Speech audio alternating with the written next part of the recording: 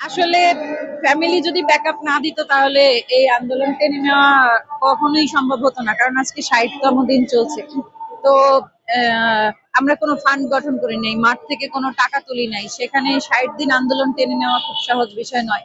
বিষয়টা হচ্ছে আমরা যারা কমিটি মেম্বার্স আছি তারা তাদের ফ্যামিলি ব্যাকআপ নিয়েই তারপরে এই আন্দোলন টেনে নিয়ে না। সচিবালয়ে আমরা যেদিন যাচ্ছিলাম, আপনারা পুলিশের সাথে ধস্তাধস্তি দেখেছেন, তো ওই দিন আমাদের ৩ জনকে নিয়ে যাওয়া হয় সচিবালয়ের মধ্যে, এবং সেই দিন থেকে আজ পর্যন্ত আমরা মোটামুটি ১০-১২ জন উপদেষ্টা স্যারের সাথে বসেছি, এবং আমাদের সম্পর্কে যে তাদের একটা ভুল ধারণা ছিল, মিস ইনফরমেশন ছিল, সেইটা মানে করতে পেরেছি, কি বলে, ওই ধারণাটা পরিবর্তন করতে সমর্থ হয়েছি।